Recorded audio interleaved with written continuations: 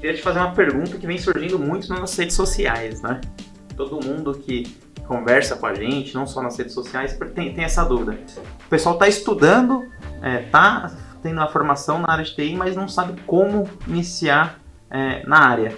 E eu queria escutar de você, como que foi para você? Como que foi iniciar na área de TI para você? Legal, Igor. Brigadão.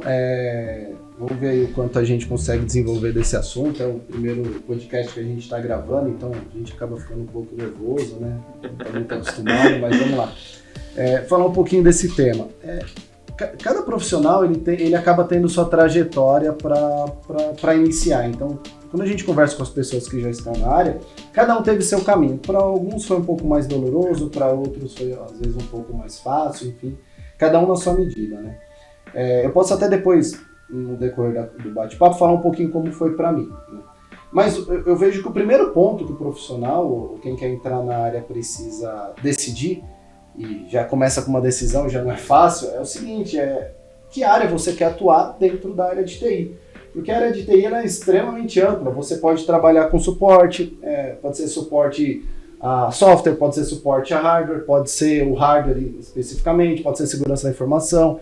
Agora a gente tem uma série de temas novos sendo desenvolvidos, analytics, a parte de inteligência artificial, né, machine learning. Então, todo segmento de nuvem, seja infra, seja desenvolvimentos mais específicos, enfim. Então, o primeiro ponto é justamente assim, o que eu quero fazer, né? No meu caso, eu sempre tive na minha cabeça que eu queria um dia ser um programador, ser um desenvolvedor. Eu nem sabia se eu ia ser bom nisso, enfim, até hoje não sei, mas eu não sabia, mas eu gostaria, minha vontade era trabalhar com desenvolvimento. Quando você começou, você já sabia o que você queria? Você sabia que você queria ser um desenvolvedor? Já. Sabia que já tinha traçado ali a sua meta, né? Na verdade, onde você queria chegar. É até bom a gente ressaltar esse ponto, porque quem não é da área, ele acha que a área de TI é tudo. O cara desenvolve, o cara arruma o computador, o cara arruma a impressora, o cara arruma o roteador. Então é bom a gente especificar as áreas que existem dentro da tecnologia. A gente fala área de desenvolvimento, a área de redes, a área de hardware. Então é muito bom esse ponto que você abordou, para a gente deixar bem claro. A gente pensar na tecnologia como se fosse a medicina. Né? Então assim, você tá com problema de coração, você não vai no ortopedista, né? Você vai chegar e você vai no cardiologista.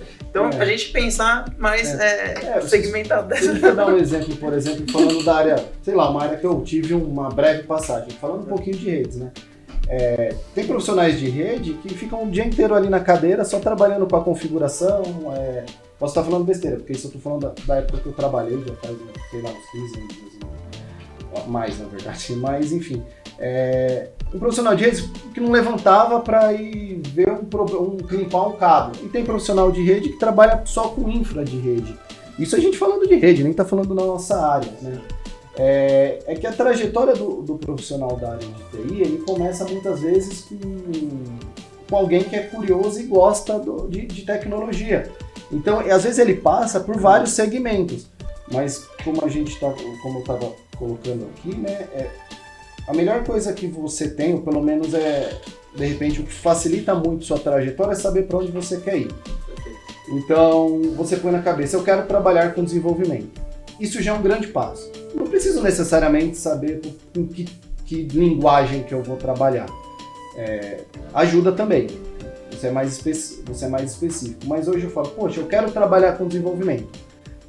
Tem algumas linguagens e alguns caminhos que eles são, de certa maneira, um pouco mais fáceis, né, para você entrar na área. São linguagens mais abrangentes. Hoje, por exemplo, vou dar um exemplo, JavaScript. Até chovendo molhado falar de JavaScript, mas hoje JavaScript eu posso trabalhar tanto na parte de front-end como no back-end, né? Eu tenho todo o back-end Node aí estruturado em cima de JavaScript, microserviços, né? Isso falando de linguagens que são um pouco mais clichê. Então, obviamente, para quem está começando, e a gente está até cortando um pouco o caminho de onde eu queria chegar, mas assim, efetivamente, eu estou começando, eu quero aprender lógica já com uma linguagem, Python seria uma ótima opção. Na minha época a gente aprendia com C, C++, um pouco de Java, né? Hoje a gente já vê o pessoal novo já aprendendo Python. E E para quem começa, eu acho que faz muito sentido você guardar todo o material que você produz. Então, seja, eu vou trabalhar um pouco com front-end, cria um portfólio ali no Git. Então é interessante, nos estudos mesmo, não é só teoria, colocar a mão na massa, né? Para ele começar estudando, eu comecei estudando JavaScript, por exemplo. Uhum. Se eu ficar só lendo sobre JavaScript, não vou de fato aprender o JavaScript, eu não vou aprender a programar só na teoria. Eu tenho que pegar e colocar a mão na massa